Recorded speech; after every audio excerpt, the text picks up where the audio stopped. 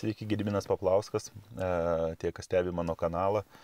Tikriausiai matė paskutinį ir video apie tai, kai teismų pirmininkai atsisakė viešinti susitikimus su jais, norint piliečių pasikalbėti dėl tam tikrų klausimų, kas liečia nutarčių priimtų jų teismuose. Tai pilietis buvo išvarytas netgi su policija iš teismo pirmininko kabineto, nors toks susitikimas traktuojamas teisė kaip viešas. Tai šį video pamatė vienas teisininkas iš Šiaulių, tai pasikvietė mane į svečius pakomentuoti tokį įvykį ir papasakoti daugiau, kiek piliečiai turi teisių kreipiantis ne tik, tarkim, priėmus kaip blogą nutartį ar negerą nutartį skundžiant aukštesnei instancijai, bet ir nutartis, jeigu kelia kažkokių tai pagristų įtarimų, kad jinai yra, galbūt nelabai teisingai priimta arba įtakota kažko, tai kad galima kreiptis į kitas instancijas, kad patikrinti tokias nutartis ir tos teisėjus, jų veiklą, ir kad teismų pirmininkai irgi gali tą daryti. Tik šiai dienai šio mechanizmu niekas nesinaudoja, o patys teisėjai, kaip matome, ar teisėjų vadai, direktoriai įstaigų, jie skaito, kad teisėjai dirba neklystančiai ir jie net nesikiša į tokių, vadinkim, skundų nagrinėjimą. Nes jeigu, tarkim, pilietis jam atrodo ir jisai kreipiasi, kad jo byla ar jo byloje buvo elgiamasi nesąžiningai, ne pagal teisę, jisai turi teisę teisingumo ieškoti ir kitos instancijos. Tai apie tai daugiau mums ir papasakos mano šiuo metu ir mūsų svečias Stasys iš Šiaulių, teisininkas, dabar jau pensijoje. Tai gero žiūrėjimo. Malonu. Gediminas. Stasys. Malonu. Yra teismų kontrolės mechanizmas ir kaip jis turi veikti. Kaip teismų kontrolės mechanizmas veikia tikrovė, kaip paprastam piliečiui elgtis susidūrus su teisme neteisybė, kiek žmonių naudojasi teisingumo paieškos įrankiais, ar teismai dirba be klaidų, ar tiesa, kad teismai bijo viešumo, kokia perspektyva ir viltis patirintiems neteisingumą piliečiams ateityje. Visai smagus klausimai, tai per juos galime ir prasieiti tikriausiai. Tai žinoma. Aš esu pasiruošęs biškutį santraukas tokias, kadangi teisė mano supratimu yra toks tikslus mokslas, Taip. O ne visokie, literatūriniai nukrypimai. Taip. Tai aš už tai ir... Jis logikos mokslas iš tikrųjų. Taip. Ten nėra kažkokių, tai aš pats teisę studijavau, tai puikiai suprantu. Tai aš ir prieš tai dariau irgi tokį pristatymą apie mūsų susipažinimą. Ir pasakiau, kad filmavau tą teismų pirmininką, kuris išsigando viešumo ir išvarė mane iš savo kabineto su policija. Tai, Aš mačiau. Tai iš to ir mes susipažinom, nes jūs paskui paskambinot, man sako, esu panašių matymų susidūręs, kad susidūrus su neteisybė visgi pilietis negali rasti to teisingumo ir jam durys uždarytas, nes vidaus sistema yra tokia, kad jinai vienas kitą gina kažkaip. Taip. Jūs sakėt, kažką daugiau papasakosite, tai labai būtų ir įdomu. Tai aš noriu, tautai, kurie žiūrės tą įrašą, noriu jį prisistatyti, kad aš esu teisininkas, mano specialybė tokia yra išsilavinimas. Toks išsilavinimas ir aš turbūt kokį 10 metų tame fronte bendravimo su teismais, teisingumo paieškomis ir taip toliau. Ir todėl turiu patirties, kaip to teisingumo rasti neįmanoma. Ir aš tada išstudijavau visus tos, teisės aktus, kuriais remiantis turim vadovautis teisingumo paieškoms, kaip organizuotas tas teisingumo vykdymas. Ir aš radau, kad tie įstatymai taip sukurti, kad žmogus rasti teisingumo negali. Juo labiau, jeigu jis neturi išsilavinimo, to juridinio išsilavinimo. O jam padėti gali tik tai specialistai. O kas yra specialistai? Tai yra advokatai. O advokatas yra tos sistemos dalis. Nei vienas advokatas nerašys skundo ant aukštesniam teisme sėdinčio teisėjo, nuo kurio paskui priklauso jo darbo užmokestis. Todėl... Mūsų advokatai kaip ir bijo. Taip. Bijo pačios sistemos kaip tokios. Taip. Nu, yra tokia sudaryta tokia sistema. Tai vat, jeigu atsakyti į tą... Tai iš principo pats mechanizmas kontrolės egzistuoja kaip toksai, taip, bet jo įgyvendinimas turi tokių sunkumų, nes tie žmonės, kurie toj sistemoje dirba ir turi kontroliuoti, gaunasi, kad patys save vos ne ir kontroliuoja. Tai iš toksai kaip ir pats savęs nekontroliuosi. Taip, reiškia, ta kontrolės mechanizmas, reiškia, jį sukūrė, sureguliavo žmonės, kurie rašė tos įstatymus. Ir aš tos įstatymus perskaitęs, aš negaliu sakyti, kad jiem įstatymai yra ydingi. Gal jie turi trūkumų, čia galima diskutuoti. Bet iš esmės, jeigu tie įstatymai būtų vykdomi, tai tą teisingumą mes rastumėm. Bet kadangi tie įstatymai, dėka tų, kurie suinteresuoti, kad būtų padaryta taip, kaip jie parašė, ir tai būtų paskelbta viešai, kad čia yra tiesa, nu tai tada prasideda teismų. Tai mes turim du aspektus.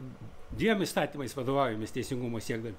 Tai yra civilinio proceso kodeksas, mes pasišnekėsim apie civilinį procesą. Ir teismų įstatymas. Reiškia dabar, jeigu žmogus pamatė, kai jis teisingumo nerado, tai jisai turi teisę apskųsti tą teisingumo nenustačiusi teisės aktą, galutinį teismo sprendimą Teisėjų etikos ir drausmės komisijai. O Teisėjų etikos ir drausmės komisijai, jis aišku, suformuluoja tą savo, reiškia, skundą, prašymą, kaip jį nori, tai pavadinkim, suformuluoja taip, kad kaip ir galima sakyti, kai jis nepatenkintas toj byloj priimtais procesiniais sprendimais.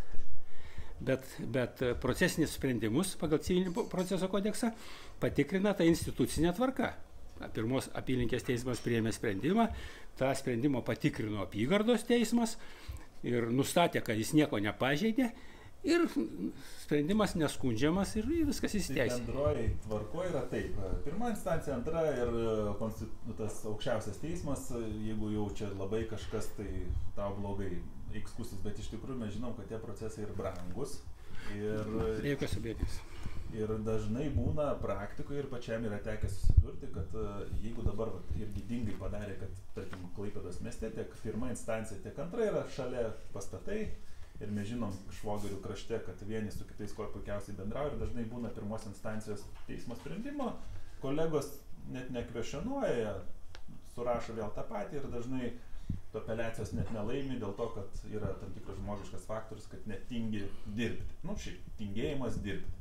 Ir teismuose toksai momentas irgi pasistebi, bent jau man, nežinau kaip jums iš savo teisinės patirties. Nu, iš mano teisinės patirties, tai vat grįžtų biškutį prie to, kad žmogus rašydamas, kuris gali skųsti teismo sprendimą, ta prasme, kad būtų jis peržiūrėtas administracinės priežiūros tvarka. Gali skųsti Teisėjų etikos drausmės komisijai, bet kai jis parašo tą skundą ir ten galima prisikabinti, kai jis kaip ir nepatenkintas procesiniu sprendimu, tai Teisėjų etikos drausmės komisija atsako labai paprastai, kad mes neturim kompetencijos peržiūrėti, vertinti teismo procesinius sprendimus, todėl jūsų skundas nenagrinėtinas komisijoje. Tai o aš galvoju, kad ten yra du momentai. Tai yra civilinio proceso kodeksas, tai yra įrankis, su kuriuo teisėjas, naudodamasis nustatytą tvarką, gali nustatyti, išsiaiškinti tiesą. Tačiau yra teismų įstatymas, kuris sako, kuriam yra teisės normos surašytos, kur kalbam apie tai, kaip tas teisėjas atliko savo darbą. Ar jis gerai atliko savo darbą, ar jis turi kvalifikacijos, ar jisai nepažeidė, ar jisai pasiekė teisingumo, o jeigu jis nepasiekė teisingumo byloje, reiškia jisai sulaužė priesaiką. Taip, nes iš principo dabar jie sako, tu nesikišk į teisėjo veiklą, priimant sprendimą, bet, tarkim, patikrinti tos techninius, mechaniškus veiksmus, ar teismas procesą tą patį atliko teisingai, mes kaip ir turim labai mažą šansų. Ir teismų sistema faktiškai to nedaro. Tai, reiškia, čia teismai, tas teismų savivalda, kuri dabar yra suorganizuota, jinai, mano supratimu, yra ydinga. Kodėl?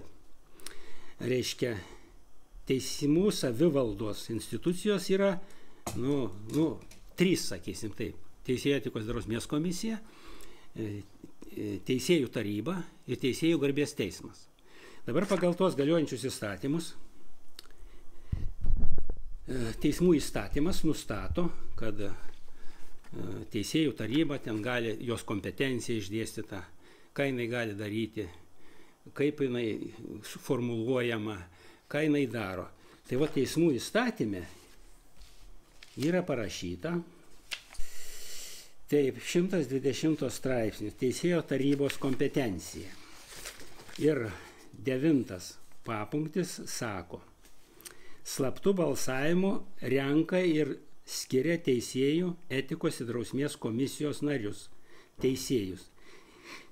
Iš šių teisėjų komisijos nariai renka komisijos pirmininką ir šiuo įstatymu nustatytais pagrindais atšaukia juos iš pareigų. Ir sekantis tvirtina teisėjų etikos ir drausmės komisijos nuostatus. Dabar ką rašo tie teisėjų etikos ir drausmės komisijos nuostatai? Tuose teisėjų etikos ir drausmės komisijose nuostatuose, tarp kito ir teismų įstatyme, yra pasakyta, kas turi teisę inicijuoti tą drausmės bylos iškėlimą teisėjui. Tai reiškia, be tų visų lygių teismo pareigūnų, kurie turi teisę inicijuoti drausmės bylą iškėlimo teisėjui, vienas iš tokių piliečių, kurie turi teisę inicijuoti drausmės iškėlimo teisėjui, tai yra pilietis, kuriam tapo žinoma, kad yra pagrindas manyti, kad teisėjui galima iškelti drausmės bylą. Tiesiog žmogus iš gatvės, pilietis be jokių pareigų, be nieko, jeigu jam yra pagrįstas įtarimas, jisai gali tą daryti, o tai kur jisai turi kreiptis su tokiu savo pastebėjimu? Į patį teismą? Jis turi kreiptis į teisėjų etikos ir drausmės komisiją, gali tiesiogiai kreiptis ir ten teisėjų etikos ir drausmės komisija, aišku, kai žmogus kreipiasi, jam iš karto bando prikabinti tą, kai jisai prašo pakeisti, peržiūrėti procesinį sprendimą byloje, jam sako nenagrinėjama. Bet esmė yra tame, kad tą teisėjų etikos ir drausmės komisijos nuostatus tvirtina teisėjų taryba. Kas yra tokia teisėjų taryba man? Taip. Man yra niekas. Jinai neturi įstatymo leidžiamosios galios. Įstatyme yra pasakyta, kad tuose nuostatuose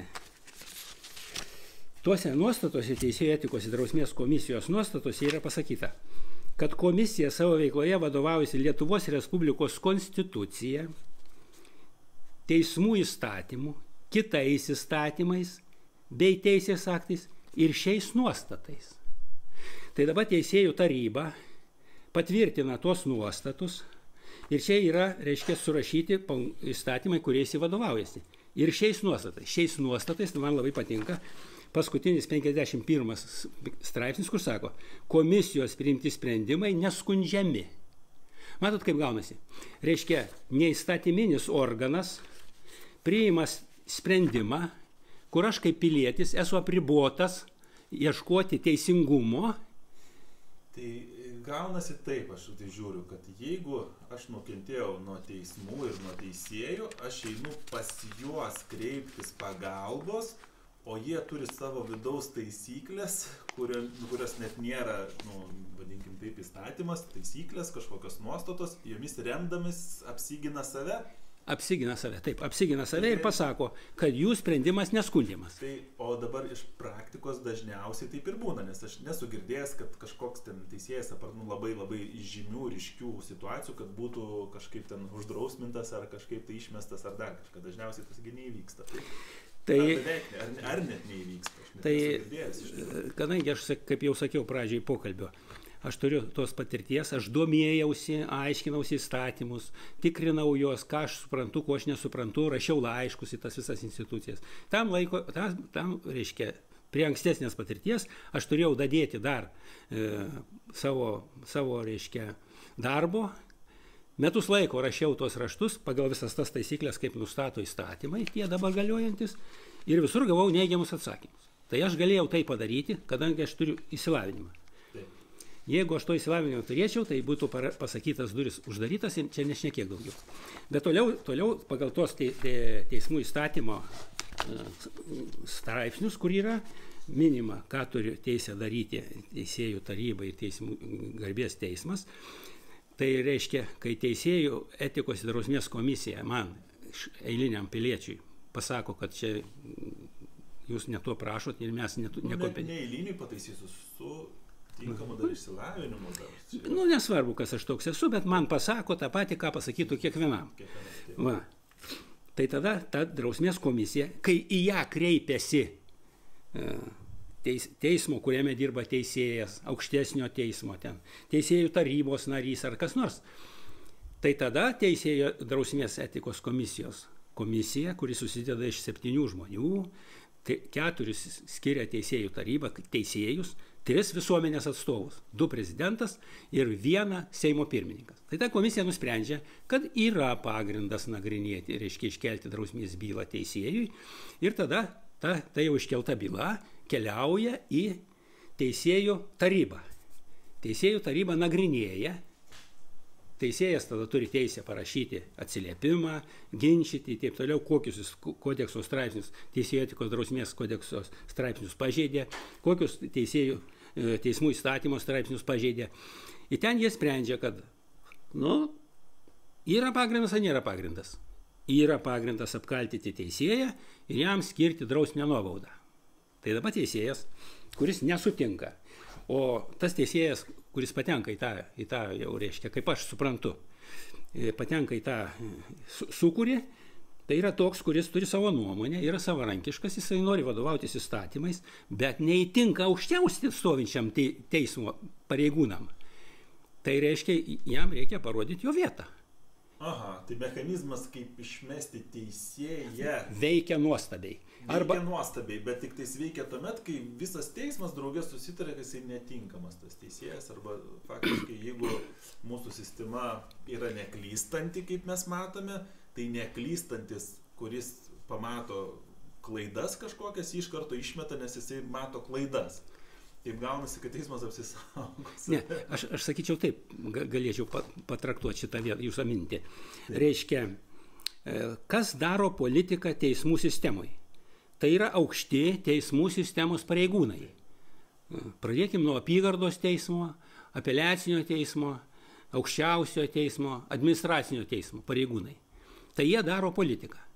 Tai jeigu tas žmogus pasirodo, kai jis yra savarankiškas, jis neklauso jų nurodymų, tai jam reikia pradžioj parodyti jo vietą, kad tu čia nešokinėk, tu dirbi sistemai ir jeigu tu sistemai neatitiksi sistemos reikalavimą arba darysi problemas sistemai, tai tu tada turėsi pasiieškoti darbo pagal kitą specialybę.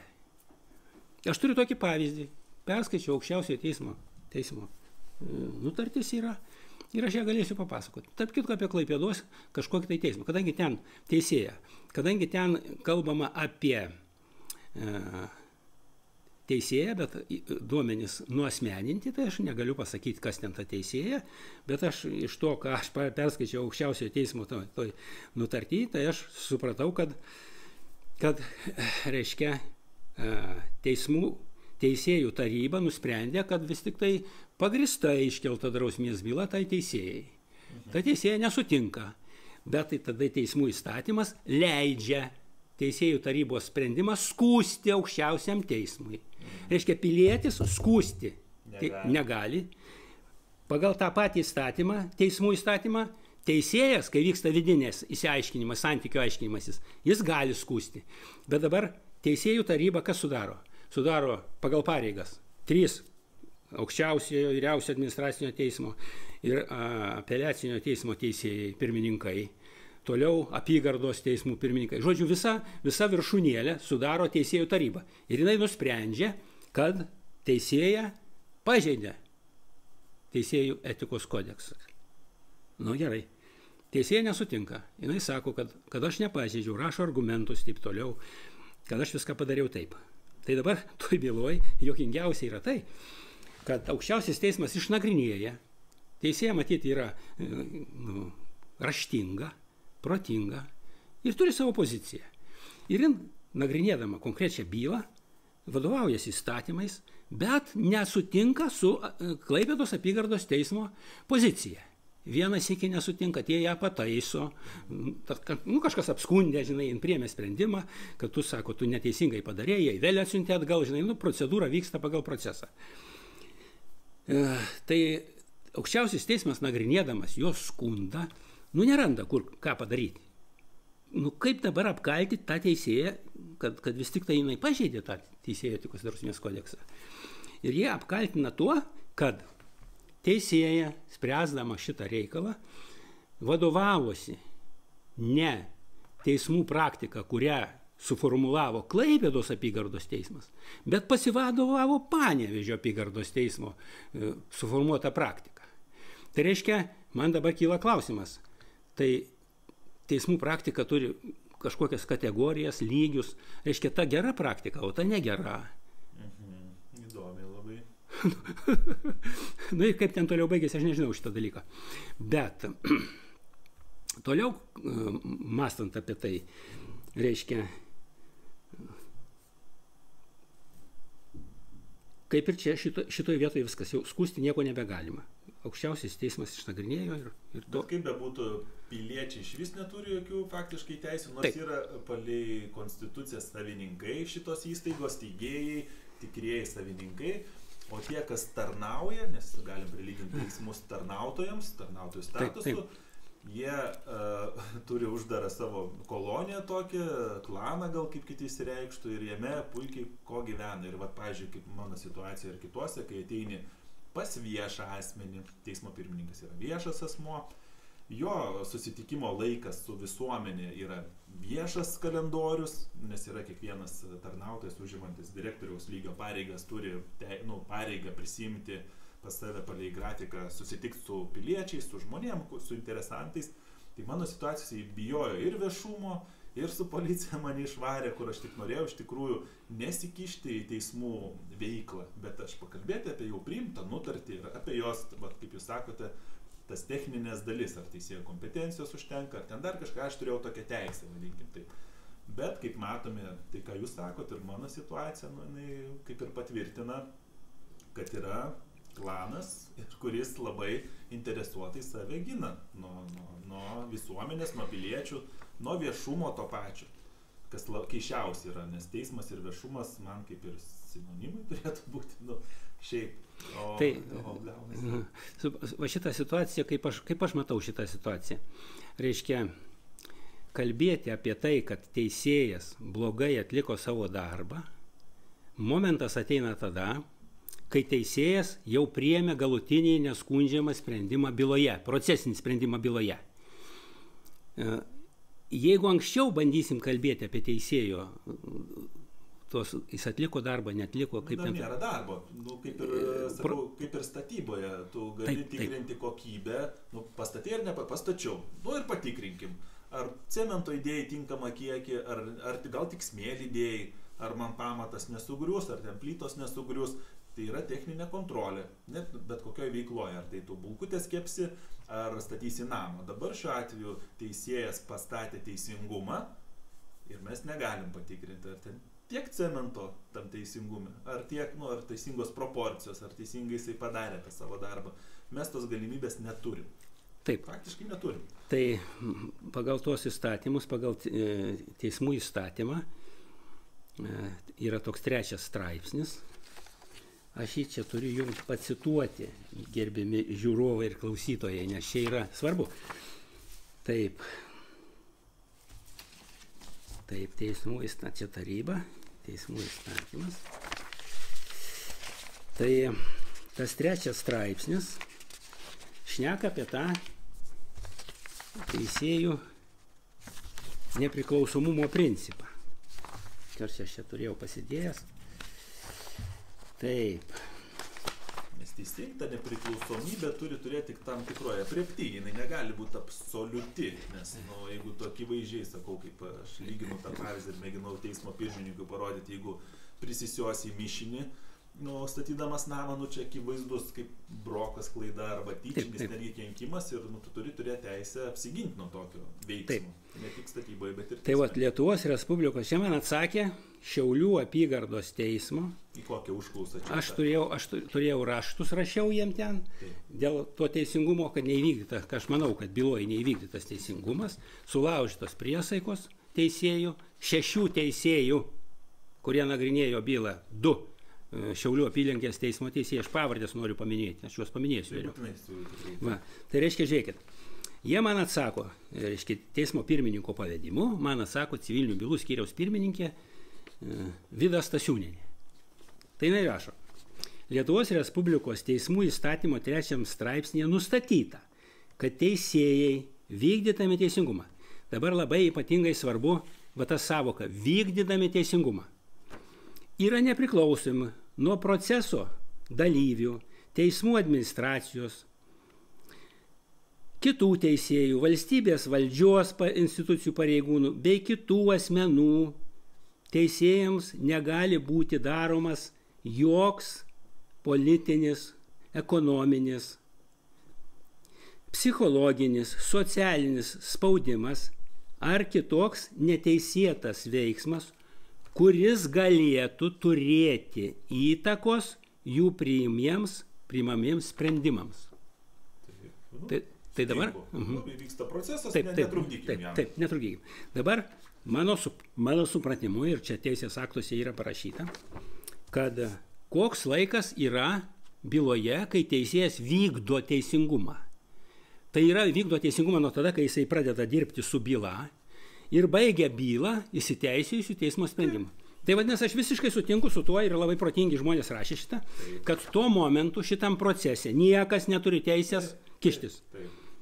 Bet mano tuos raštus,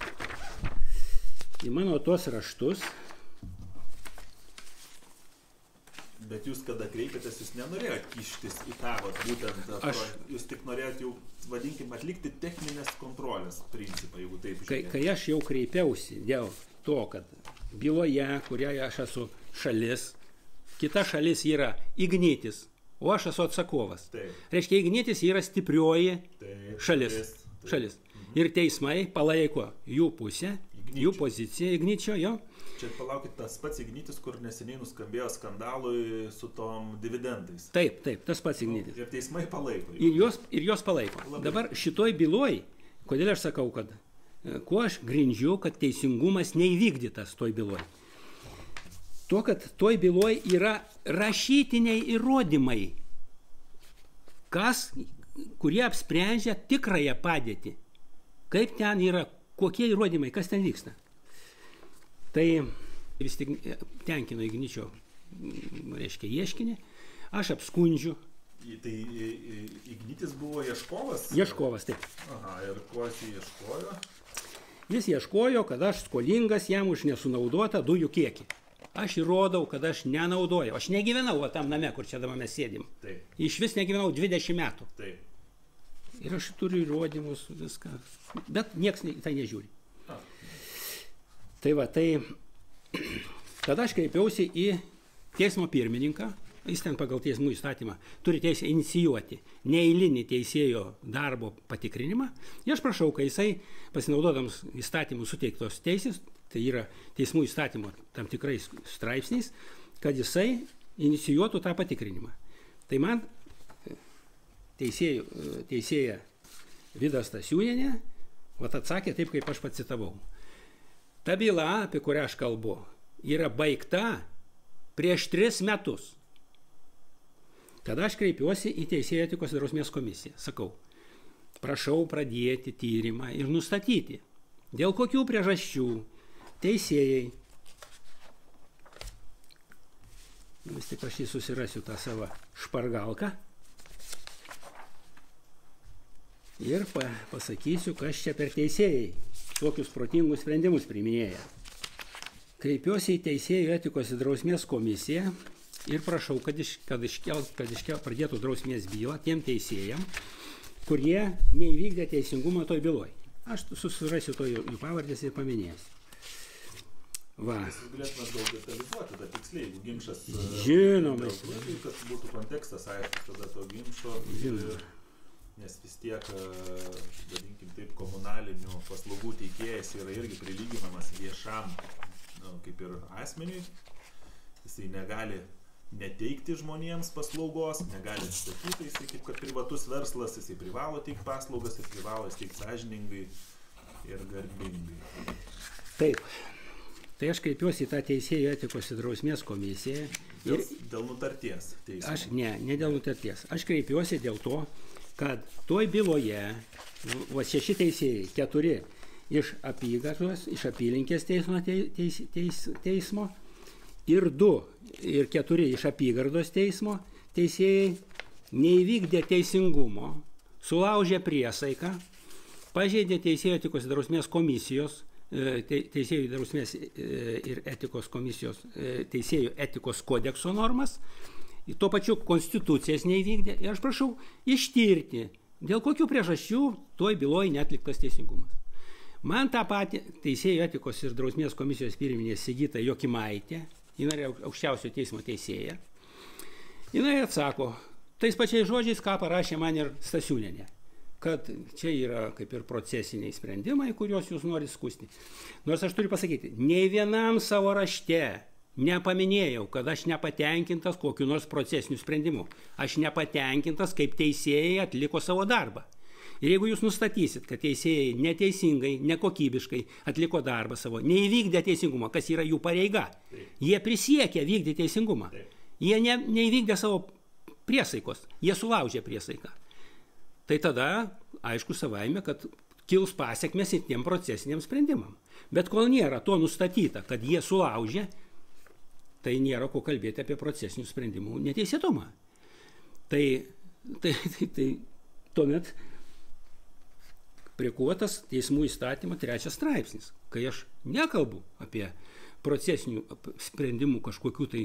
Mes nesikišam į teismų nepriklausomumą. Taip, nesikišam, bet aš jau kalbėjau, kad teisėjo nepriklausomumas yra tada įstatymų garantuojamas, kai jis vykdo teisingumą, konkrečioj byloj.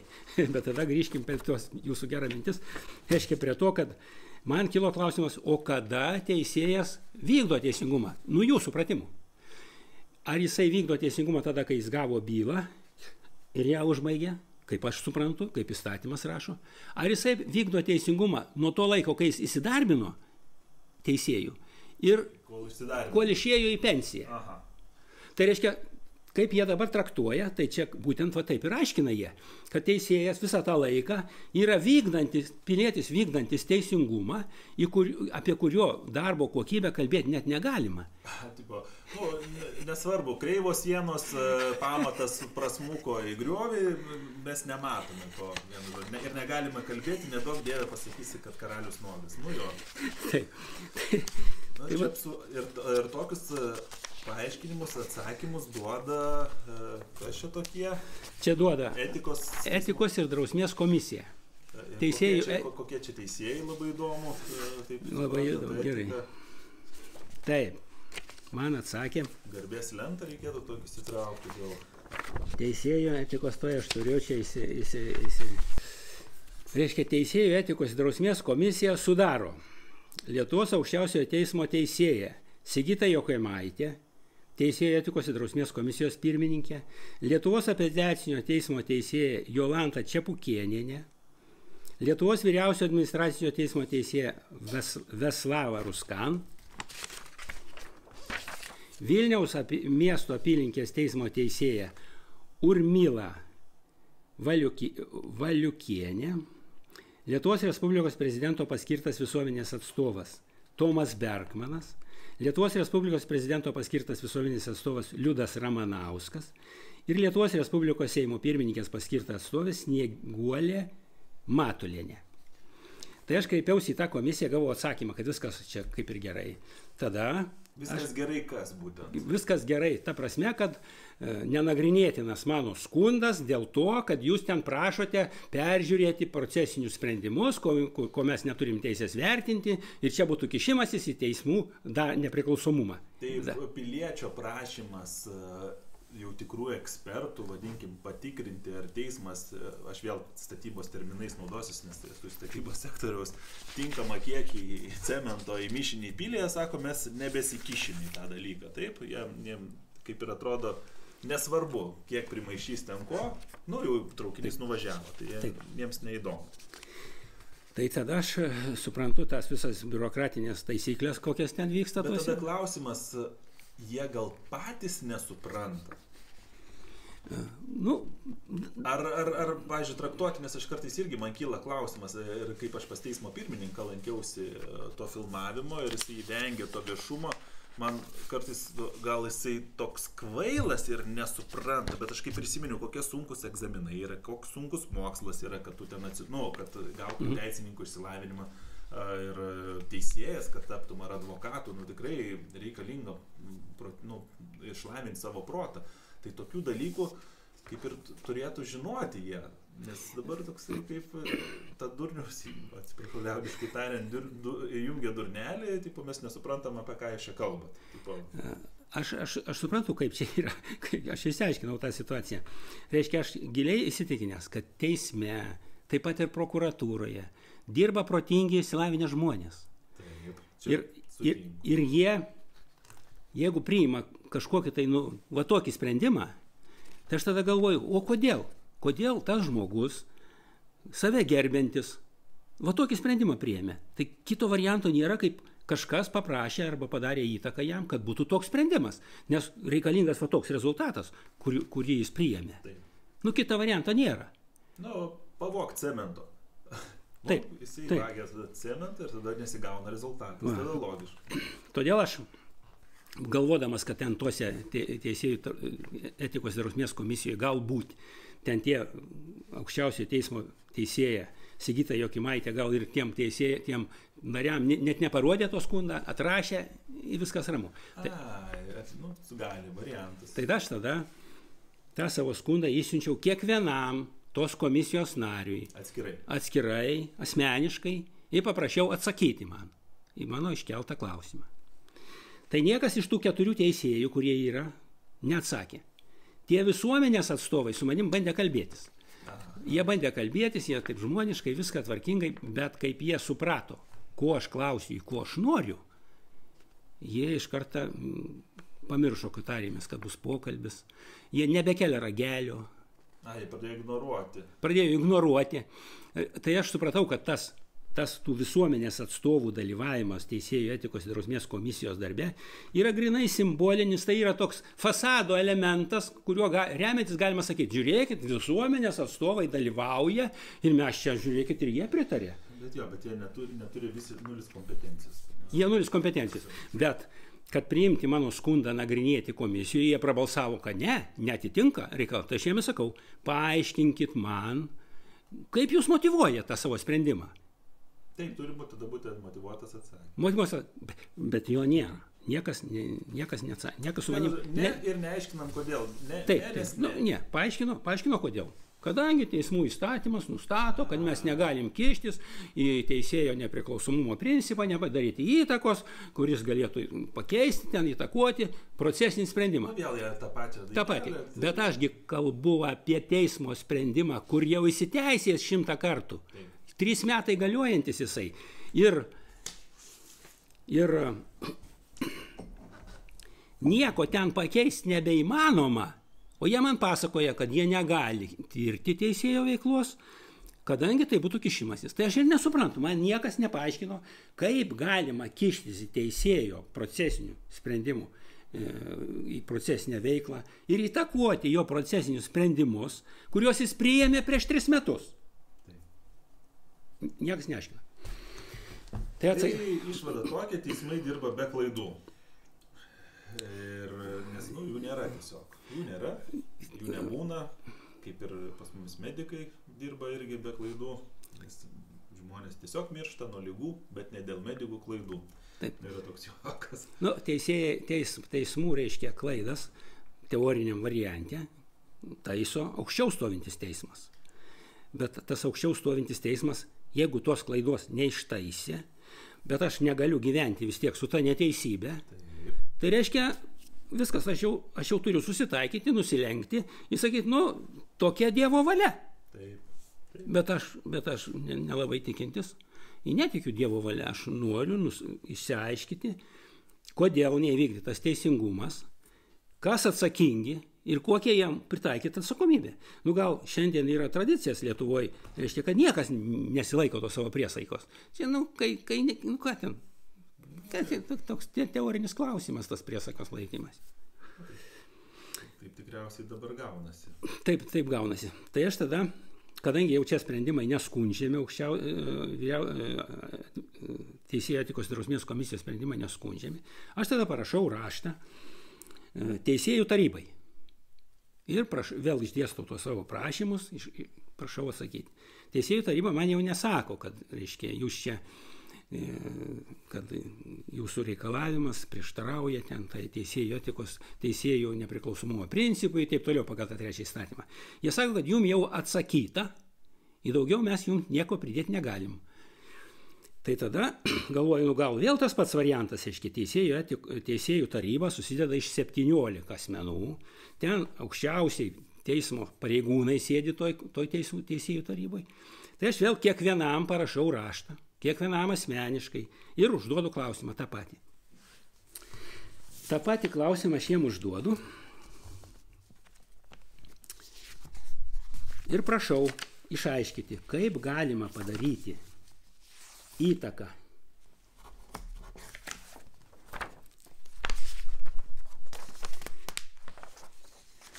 kad būtų nenusišnekėta. Reiškia, aš prieš tai, kadangi dvi teisėjos, Teisėjų etikos ir drausmės komisijoje dvi teisėjos, tai yra Lietuvos vyriausio administracinio teismo teisėja Veslava Ruskan ir apeliacinio teismo teisėja Jolanta Čepukėnienė nubalsavo, kad mano skundas yra nenagrinėtinas Teisėjų etikos drausmės komisijai. Tai aš jom parašiau kiekvienai raštą, išsiunčiau elektroniniu paštu, pasirašytą elektroniniu parašu ir paprašiau, kad paaiškytų, kaip aukštos kvalifikacijos teisininkių, aš paprašiau, kad man paaiškytų, kaip gali būti Lietuvos Respublikos teismų įstatymo 3 straipsnio nuostatos pritaikytos ir pažeistos visapusiškai ir objektyviai įvertinant teisėjų profesinę veiklą. Byloje jau prieš 3 metus pasibaigusiojo įsiteisėjusių sprendimų procesinių dokumentų. Ir kaip, analizuojant teisėjo darbą šioje byloje, galima įtakoti procesinius sprendimus ar pažeisti teisėjo nepriklausomumo principą. Įtvirtinta Lietuvos Respublikos teismų įstatymo 3 straipsnėje. Jokio atsakymo negavau. Tai problema kaip ir aiškiai. Tada aš parašau raštą tam kiekvienam teisėjų tarybos nariui ir dabar jau sakau, kad jūs man išaiškite tą reikalą, kaip gali būti pritaikytas. Aš esu įsitikinęs, kad teisingumas neįvykdytas byloje. Dabar vis tiek galima grįžti prie to teisingumo, neteisingumo, nes ir žiūrintis tikriausiai kel savo klausimą, ant kiek ta byla elementari ir ant kiek jinai, tarkim, suprantama paprastam žmogui, va, tą situaciją, kurioje jūs atsidūrėte. Ir ar iš tikrųjų taip sudėtinga teismui pamatyti tą neteisingumą, teisingumą šiuo atveju? Nes gal ten tikrai tokia sudėtinga labai byla, labai ten kažkokie faktai labai abstraktus, nesuprantami ir teisingumas realiai vykdytas taip, kaip tik galėjo maksimaliai būti vykdytas jūsų situacijai. Nes mes dabar girdime tik tais, kad teisingumo nėra, bet konteksto bylos dar nematėme, negirdėjom. Tai būtų įdomu išgirsti, kaip sudėtinga ta byla tenais. Reiškia, gyvenimas mano buvo taip susiklostęs, kad aš šituose namuose negyvenau ir čia niekas negyveno. Reiškia, negalėjau naudotis nei dujom, nei elektros iš vis nebuvo. Tai tada, kai prasidėjo visi tie ginčai, aš tada Kaip įrodyti teisme, kad čia nieks negyveno? Nu, tai... Dabar negyveno vienas klausimas, bet ateina sąskaita už X komunalinės paslaugas. Šio apie dujas eina kalba. Apie dujas. Ir jeigu nepaslaptis, tada maždaug kokie tai kiekiai dujų, ar tai kokia logika jų ieškovo. Taip, kol aš čia negyvenau, jokių sąskaitų niekas man nerašė. Tai čia reiškia visą tą laiką, kol nieko negyveno, nieks nebuvo registruotas. Taip. Ir nei viena sąskaita neteidavo čia. Taip, taip. Bet užsiregistravus ir atvykus jums čia gyventi, jums atsiuntė sąskaitą. Kai man susiklostė aplinkybės gyvenimo, kad aš čia turiu gyventi, tai aš tada kreipiausi į atitinkamas tarnybas, kurios man suprojektavo, kad tam mano aukšte būtų centrinis šildymas šildoma dujomis. Reiškia, suprojektavo, įvykdė tą projektą. Ir byloje yra tie įrodymai, kad tuo laiku čia nebuvo tokių dujinių įrenginių, kurie galėtų naudoti, vadinkime, dujas. Tokį kiekį dujų. O koks tas kiekis? Taip. O tas kiekis ten yra kokie 15 ar 17 tūkstančių kubų. Oho, ir kokiam laikotarpyje čia taip? Per 10 metų. Per 10 metų tai čia jau švelniai, bet teismas priėmė sprendimą ten jau, kur jau senaties terminas, ten viskas buvo, tai to jau neskaičiavo, tai priteisė man ir tą sumą, kuri ten buvo, priteisė už 12 metų. Bet suma visa yra į tą apskaitą įdėta ir iš manęs reikalauja sumokėti. Tai reiškia 12 metų, čia nieko nebuvo, nieks negyveno, nebuvo tinkamų įrengimo eksploatuoti tiems mechanizmams ir teisme tai pasirodė, kad jūs vis tiek neteisus esate. O teismas tada kokiais argumentais rėmėsi, ką jisai tada kažkaip turėjo išsakyti savo poziciją, kaip įrodinėti, kad čia tas gyvenimas vyko. Tada skaitiklis jų pastatytas, yra aktas, kada tas skaitliklis pastatytas. Kada pastatytas? Jis buvo 2000 metais pastatytas, tas skaitliklis. Jie patys pastatė? Jie pastatė patys, uždėjo savo blombas, tos blombas nepažeistos. Tai kai aš čia pradėjau ruoštis gyventi, kur 16 metais, pasikviečiau juos, aš atvažiavau, aš niekur nedingęs, aš Lietuvoje gyvenau, nieks manęs neieškojo, niekam nereikėjo. Tai aš juos pasikviečiau, jie atėjo, žiūri tą skaitliuką, užfiksuoja, kad čia biškis kažkiekis dujų panaudotas. Tai aš jiem tada sakau, kaip gali būti? Kaip gali būti? Ieškom priežasčių, kaip čia gali būti? Gal tas skaitliukas per tiek metų, biški ten kiekvieną parą sukosi, jį prisuko. Jie irgi tą patį variantą panaudojo. Tada jau jums reikės užsimokėti. Tai aš gerai sakau, tada nustatykit, ar tas skaitliukas geras ar negeras.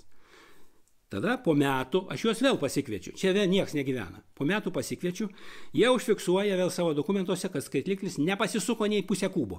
Reiškia, skaitliklis yra tvarkingas, aš dujų tikrai nenaudojau, nes metai laiko praėjo ir jokių padidėjimų rodiklių nėra.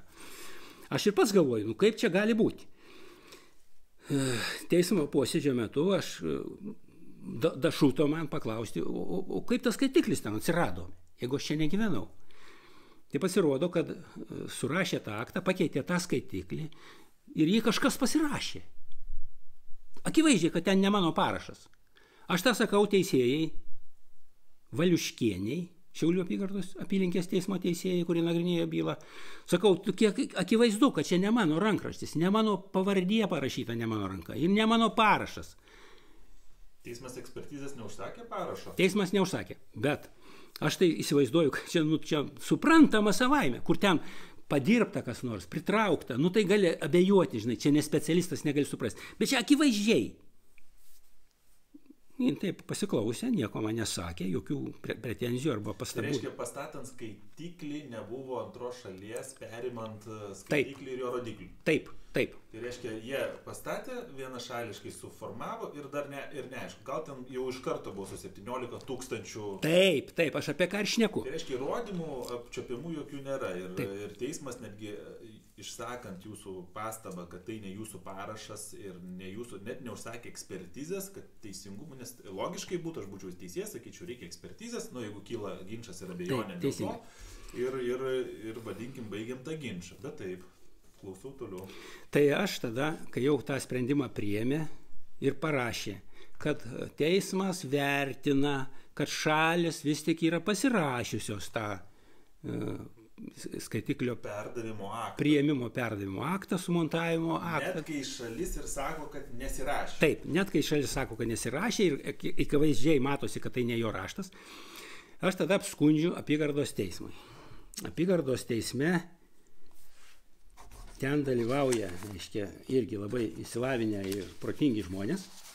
Ir jie sako, aš pavardės jų pasakysiu, jie sako, kad apylinkės teismas viską įvertino teisingai, viską sprendė gerai ir apygardos teismas irgi pasisako, kad tą dujinių skaitiklių montavimo, priėmimo, perdavimo aktą pasirašė šalis. Iš to išeina. Gerai, reiškia, aš sakau, kad nesirašiau, anie sako, kad dokumentai rodo, gerai, tada aš užsakau rašysenos ekspertizę po tų visų sprendimų. Užsakėte jūs jau. Aš užsakiau rašysenos ekspertizę. Ta rašysenos ekspertizė atliko labai kompetentinga rašysenos ekspertė, ten 30 metų dirbusi tą darbą. Ir pasako aiškiai, be jokių abejonių, kad tam akte įrašas, pavardė mano ir parašas yra ne mano ranka padaryti. Tai gerai, ir įrodymas labai svarus. Taip. Tai tada aš vėl kreipiuosi į tą apylinkės teismą Šiaulių ir sakau, prašau atnaujinti procesą, nes aš pateikiu šitą įrodymą. Tai tie panagrinėjo, ten Aleksandras Rusakas panagrinėjo tą mano prašymą ir sako, kad nėra pagrindo atnaujinti procesą. Jūs turėjote teisę, kai byla buvo nagrinėjama pirmoje instancijoje, galėjote kreiptis ir prašyti ekspertizės. Reiškia, aš kaltas, kad nesikreipiau ekspertizės. Ir dėl to teisingumas jau nebevykdomas toliau. Viskas, pats kaltas. Aš tą sprendimą Rusako apskundžiu apygardos teismą. Apygardos teismo teisėjos irgi sako tą patį. Reiškia, tai nėra nauja aplinkybė, kuri nebuvo žinoma proceso nagrinėjimo metu pirmoje instancijoje. Tai nėra nauja aplinkybė. Reiškia tai, kad aš nepasirašiau. Ir tai, kad jie savo sprendimuose nurodo, kad jie vadovaujasi, kad tuo aktu pasirašiau. Tai reiškia, aš priėmiau tų skaitliuko parodymus ir ten pasirašiau savo parašu, pripažinau, kad ten tie rodikliai yra tokie. Tai kai aš teikiu įrodymus, kad nėra ten mano parašo ir jau ne mano nuomonė, o ekspertas parašė, tai jie sako, kad nebėra pagrindo nagrinėti, atnaujinti. Tai vienu žodžiu, panašu, kad teisėjai apsvaigę arba girti skaito logiškas tekstus ir pasiklysta tarp elementarių kelių faktų aplinkybių ir jų aiškinime, nes aš dabar čia kaip klausausi, tai tikrai absurdiškai skamba. Nes mano akimis, jeigu parašas ne žmogaus, tai jisai ne žmogaus tas parašas, jeigu žmogus dar sako apie tai ir dar ekspertizė yra tai padaryta, tai kas trukdo teismui įvykdyti teisingumą tada? Man tai labiausiai šokiruojantis dalykas yra, kad byloje pagrindiniai įrodymai yra rašytiniai. Tai ne koks nors liudininkas pamelavo kažką tai, paprašytas, nupirktas. Tai yra rašytiniai dokumentai, rašytiniai įrodymai. Ir jie čia nieko nereiškia. Suprantat? Aš jau dabar suprantu. Tai aš tada savo užduodu klausimą, o kodėl? Kodėl? Kame čia reikalas? Tai reiškia tada pirmas variantas, kad stipresnioji šalis negali būti pralaimėjusi. Kitas dalykas, aš kuo puikiausiai žinau iš savo vartotojo patirties, bet kokio komunalinių paslaugų, skaitliukas tikrinamas kas metus, kas 2, panašiai tokių intervalų, čia 16 metų netikrino skaitiklio, vadinkim taip, kuris ten turėjo nuotykį tokiu kiekiu dujų. Vėlgi, tai mano net bendrų supratimų ir teisinės praktikos supratimų vartotojui net negali užmesti niekas tokios atsakomybės, kaip kontrolės tokiame laike kažkokio mechanizmo, kuris ne jam priklauso, nei jisai jo disponuoja. Tai čia būtų ne tik nelogiška ir nesąžininga ir kaip tik noritas. Tai ir čia keista labai aplinkybė, kaip tiek metų nebuvo patikrinta nuotykis dujų. Kitas dalykas, smirdėtų kaimynams, aš taip įsivaizduoju, kaip pavyzdys, toks kiekis dujų, kiltų pavojus dar kažkam tai. Tai jeigu nėra mechanizmų, kaip tas dujas panaudoti, Tai reiškia, jeigu būtų nuotėkis ir kaimynam smirdėtų, tai tada nepraeitų tos dujų kiekis per skaitiklį. Bet dabar metus laiko tas skaitiklis nepasisuko, kaip mes jau pradėjom rašyti, fiksuoti ir jie užsirašė tuose savo patikrinimuose aktuose, tas skaitiklis nei trupučio neprasisuko. Tai reiškia, dujos niekiek nepratekėjo. Netekėjo. Vadinasi, tam akte, kuris nemano pasirašytas prieš 20 metų, tai yra įrašyti klaidingi duomenys. Kodėl jie ten tokie atsirado? Teisme ten tas vienas montuotojas pasakė, kad skaitiklis ten sumontuotas nebe naujas, jau buvęs eksploatacijoje. Tai jeigu buvęs eksploatacijoje, aš nemačiau tų duomenų, man jų nieks nerodė. Ir to akto man nieks nerodė, kad yra pakeistas skaitiklis. Aš tik tai, kai pradėjau domėtis, pradėjau kelti tos klausimus, aš tik tada gavau, kitaip sakant, panaudodamas gerus, draugiškus arba pasitikėjimo santykius, iš jų ir gavau tą aktą, aš jo net nebuvau matęs. Akto. Gavau elektroninių laiškų, tada aš pradėjau kelti klausimus, žiūrėkit, kas čia darosi. Aš tik tada sužinojau, kad tam akte nurodyti tokie duomenys, o faktiškai yra tokie duomenys. Tada tik pradėjau kelti klausimą, nes aš viso to nežinojau. Tai, nes kiekis tikrai didelis. Didžiulis kiekis. Ir net nelogiškai, čia netgi žiūrint įprasto vartotojo akimis, čia net neįmanoma tiek suvartoti tų dujų. Šiaip. Logiškai, netgi nepagryšiu, būtų fabrikas koks nors, aš dar kažkaip galėčiau, nežinau. Aš tą patį klausimą kėliau ir teisme. Sakau, kad tokį kiekį, kaip schemos ir leidimai užregistruoti 4 skylių dujinę viryklę maistui gaminti, kad jin ir visą parą degtų, tokio kiekio neįmanoma sunaudoti. Turi būti kažkokie tai galingi įrenginiai, kurie naudoja dujas, tai yra šildymui. Tai tada galėtumėm svaigt, sakysim, kad, maža ką, tiek toliau. Labai apgailėtina situacija, tai reiškia, aš iš savo patirties ir iš jūsų, tai liūdna, kad mes tokius teisėjus turim. Liūdna. Tai tą galutinį ir neskundžiamą sprendimą priėmė Šiaulių apygardos teismo teisėjai Rasa Bartašienė, Danutė Burbulienė, Birutė Simonaitienė ir Muchtarovienė Lina.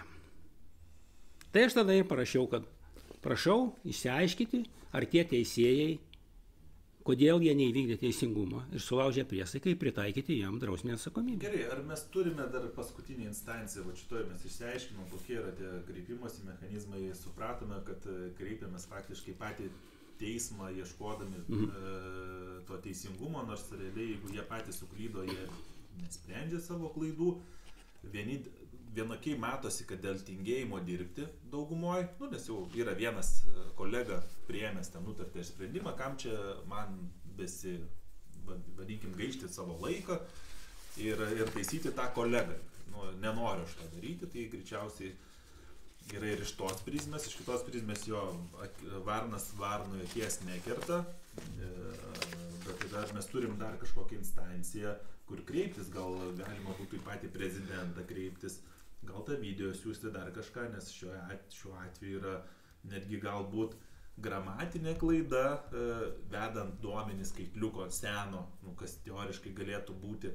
Kitas dalykas, parašo padirbimo momentas kelia labai daug klausimų, yra, kur be abejo šiuo atveju bet kokios abejonės turėtų būti vartotojo naudai, bet kaip nori, taip žiūrėk, bet kaip dabar tą teisingumą pasiekti jūsų atveju, būtų įdomu, nes... Aš paprasčiausiai tą procesą, to teisingumo paieškų procesą aš jį praėjau, gavau iš visų institucijų raštus, aš jiem uždaviau klausimus, jeigu jūs priėmėt priesaiką, dirbate tą darbą, tai jums turėtų būti aukščiausias tikslas teisingumo įvykdymas.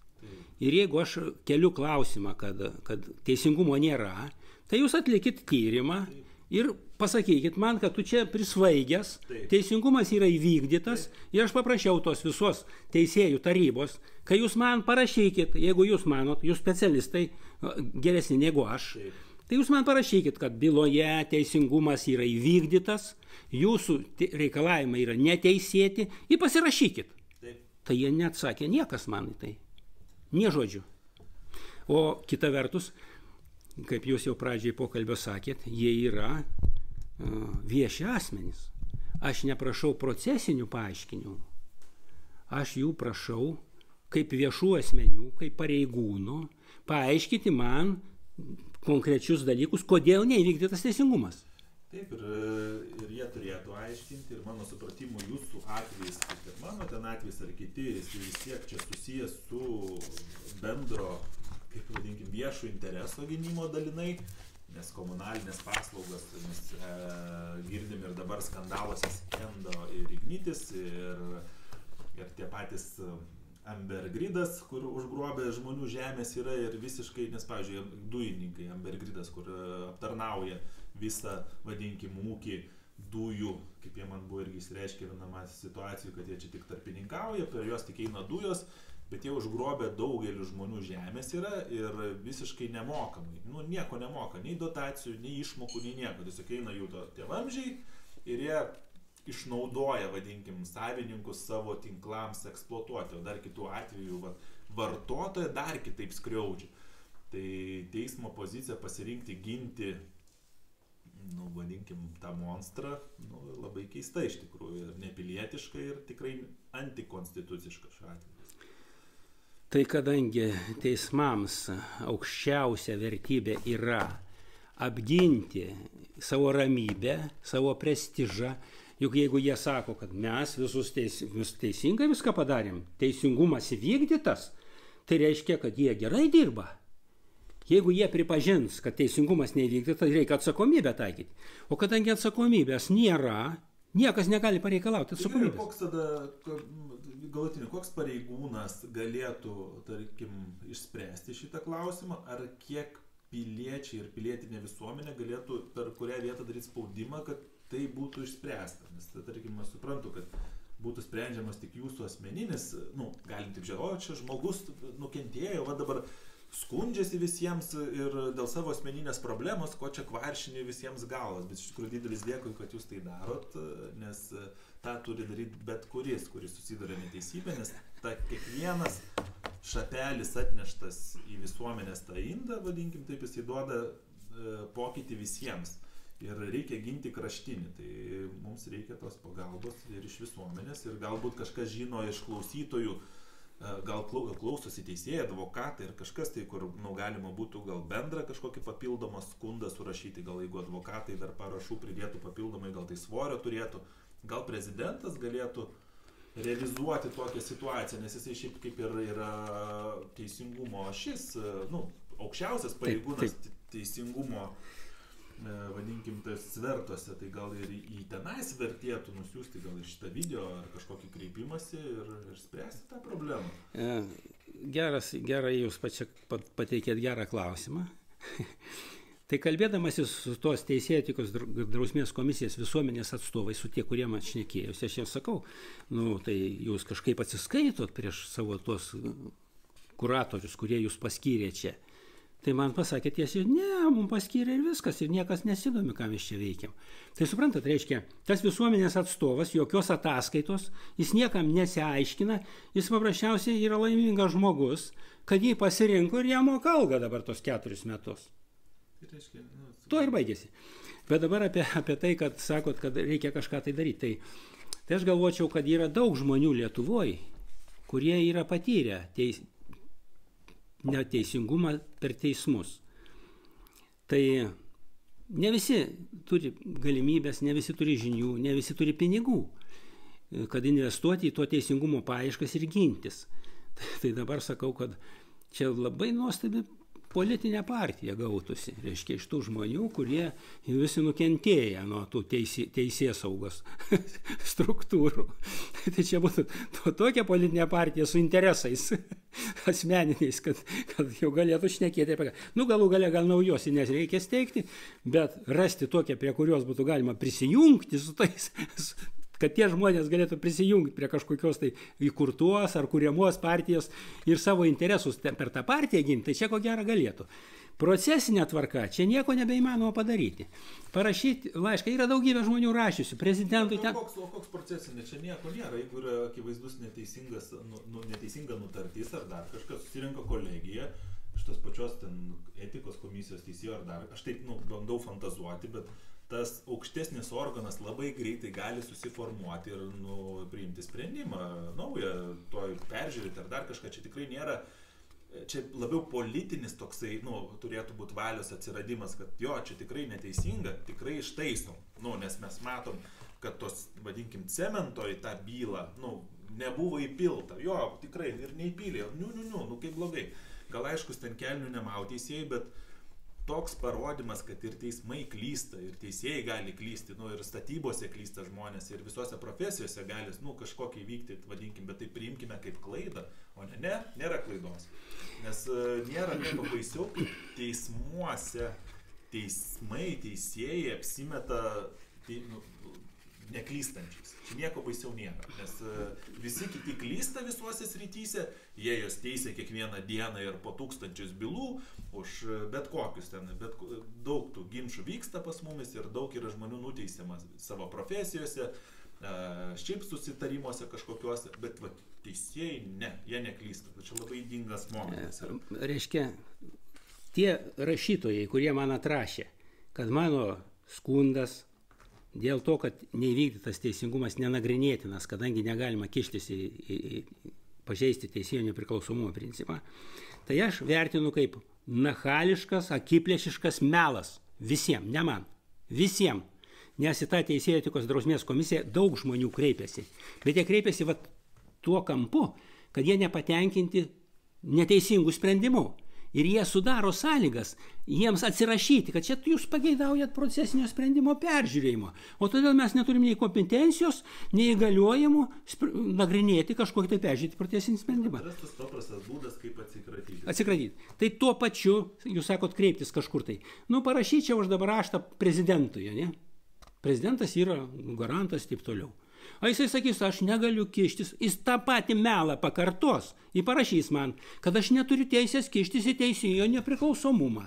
Reiškia, atsiriboja, apsigina, apsiteria tvorą teismų sistemą nuo visų piliečių. Tuo melagingų teiginiu, kad jeigu teisėjo darbą, kuris atliko prieš 3 metus, pradėsim nagrinėti, ar jis gerai atliko negerai, tai jau bus kišimasis į teisėjo procesinę veiklą ir taip toliau. Man panašu labiau, kad mes ne į teisėjo čia veiklą kištum, mes kvestionuojame patį jų aparatą kaip tokį. Tai jiems čia gal skaudžiausiai yra šitoje vietoje, bet aš nežinau, bet kito kelio nėra. Tad, jeigu toks teisingumas bus kreivas, jeigu mes vietoj cemento tik tai smėlį įpilsime, tai sugrius tas namas. Žinoma. Ir čia kaip ir... Ir dabar, sakysim, aš nenorėčiau būti apkaltytas, kad čia man yra tragedija, gyvenimo pabaiga ir taip toliau. Aš paprasčiausiai tą reikalą pakėliau, kadangi aš tiek metų su ta sistema turiu reikalų, su ją aiškinuosi. Ir aš matau, kaip čia yra viskas beviltiška. Tai man iš principo, aš manau, kad čia yra mano pareiga.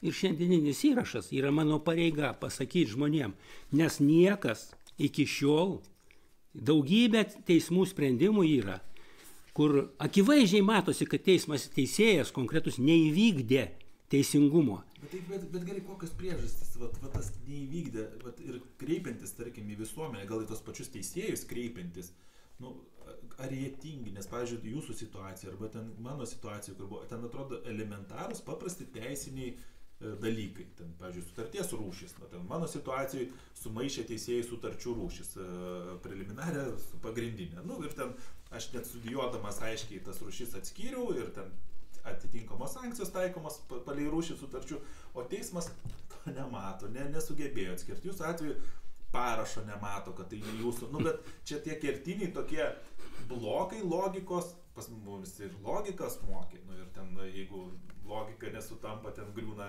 visą kitą po jie, kas eina. Tai labai keistai, ten tie teisėjai gal tikrai nekompetentingi patenka ir manoma, kad korupcija kažkokia yra, gal jie perka atestatus, gal lygia nuo tų sovietinių laikų, kur persiatestavo, bet jokio iš tikrųjų, gal čia tame problema yra. Čia sisteminė problema, nes jų daug tokių teisėjų. Šitoje vietoje reikėtų objektyvumo teisingumo dėliai pasakyti, kad visi teismai vadovaujasi pagrindinai tais 2 teisės aktais – civilinio proceso kodeksu ir teismų įstatymu. Ir Ir daug yra teismų sprendimų, kurie atitinka tuos kriterijus, kuriuos jūs paminėjote. Daug atitinka. Tai reiškia, kad įstatymai, kad yra geri įstatymai ir yra tokie teismo sprendimai ir įrodo, kad tie įstatymai yra geri. Yra, taip teisingai, negalim sakyti. Tai reiškia, yra ir teisėjų, kurie gali logiškai mąstyti, teisingai įvertinti įrodymus, ten, priimti teisingą sprendimą, nustatyti ir įvykdyti teisingumą ir įvykdyti savo priesaiką. Bet kažkodėl tai tie įstatymai, kuriuos aš paminėjau ir galioja, tai jeigu pagal juos dirbti, tai visų teismų sprendimai turėtų būti tokie. Logiški, paaiškinami ir taip toliau. Bet taip nėra. O kodėl taip nėra? Todėl, kad tie įstatymai aiškinami taip, kaip patogu. Kitaip sakant, nevykdomi įstatymai. Juk aiškiai pasakyta, tas straipsnis, 3 straipsnis aiškiai sako, kada jis taikomas. Bet aš kaip ir sakau, tu kaip ir pas mane profesijai statybininką pagausi ir sakysi, aha, tu neįpyliai to cemento į tą mišinį. Jisai, ne, aš įpyliau viską gerai atstok, jisai savęs niekada neapkaltins to visų pirma ir jisai savęs visą laiką gins nuo to.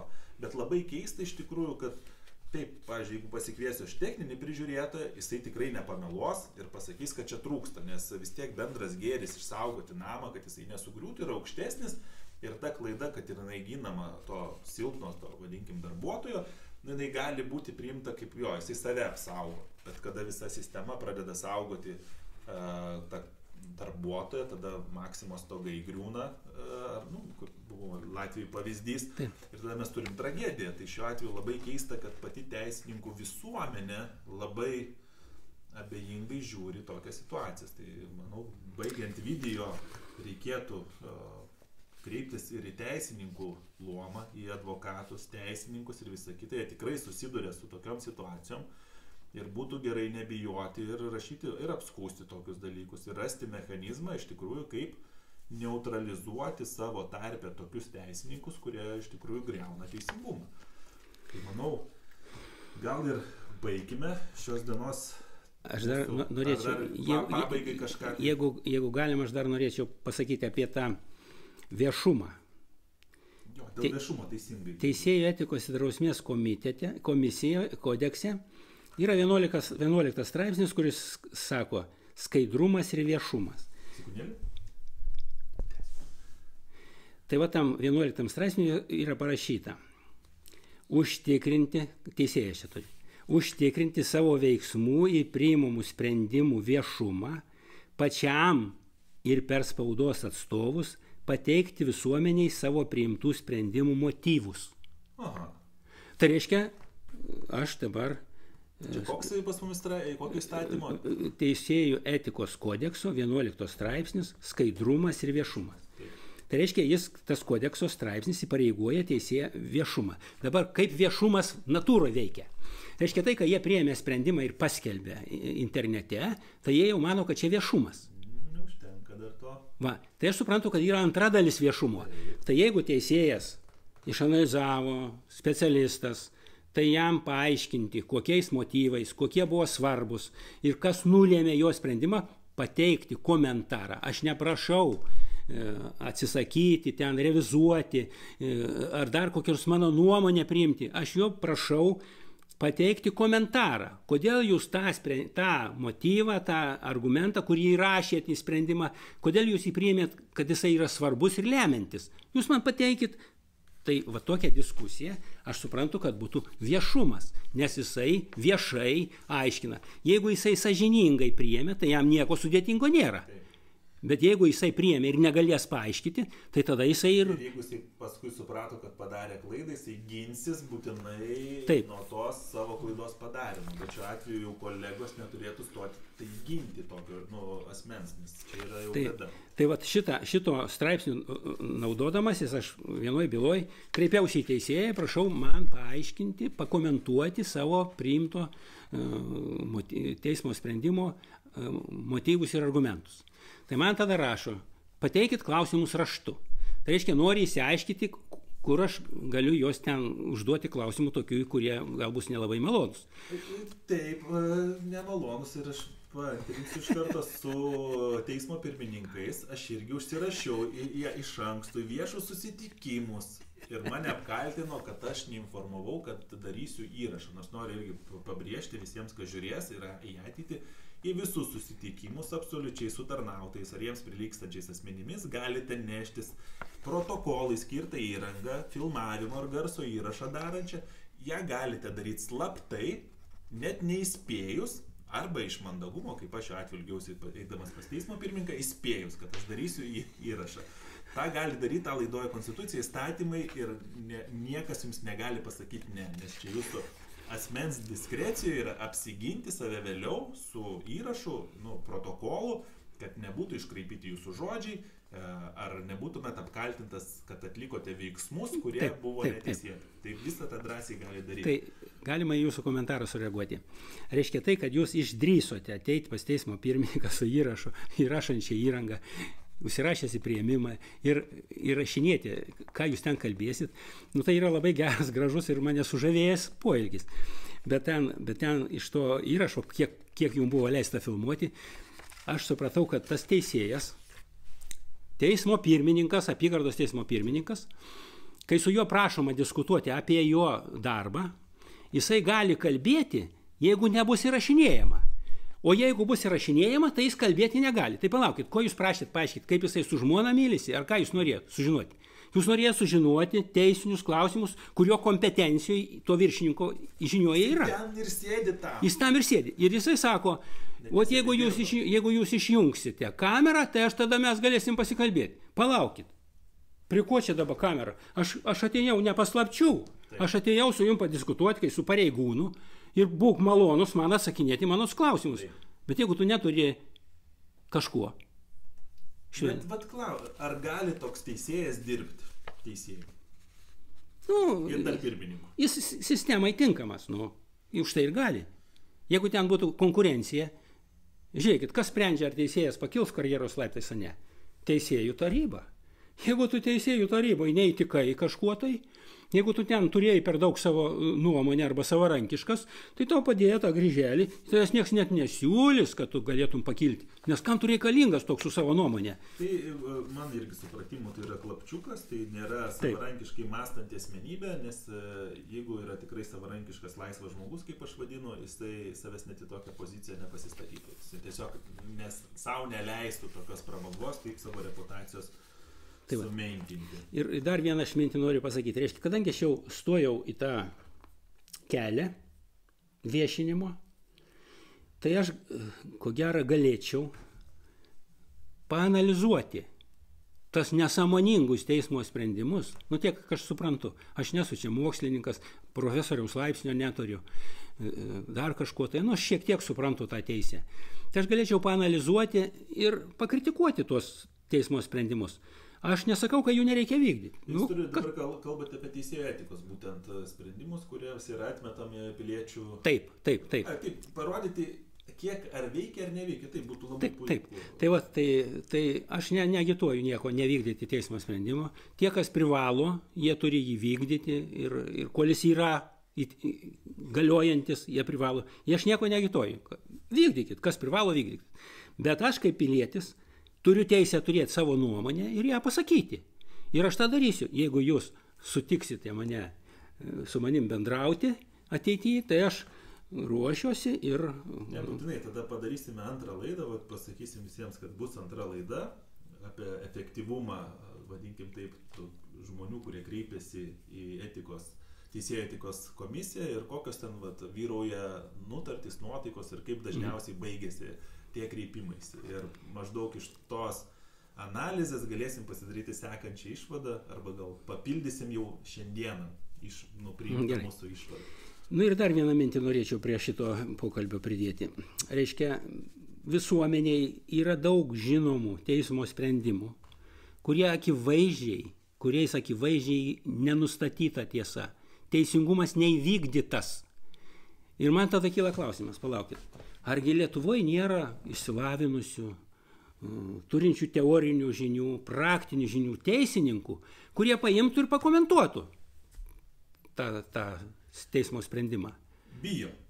O Bijo. Reiškia, aš jos irgi suprantu. Reiškia, jisai turi darbą, jis gauna algą, turi išlaikyti žmoną, gal jinai labai reikli, vaikus, da kažką tai jis turi daryti. Reiškia, jisai praras visus tuos dalykus. Reiškia, mes turim reikalą su žmogum, kuris galbūt ir sąžiningas, bet jisai turi ką prarasti, jis pažeidžiamas. Aš apie save to pasakyti negaliu. Aš viską jau esu praradęs, ką galėjau, iš manęs jau viską atėmė ir dabar esu visiškai laisvas. Tai tokie žmonės pavojingiausiai.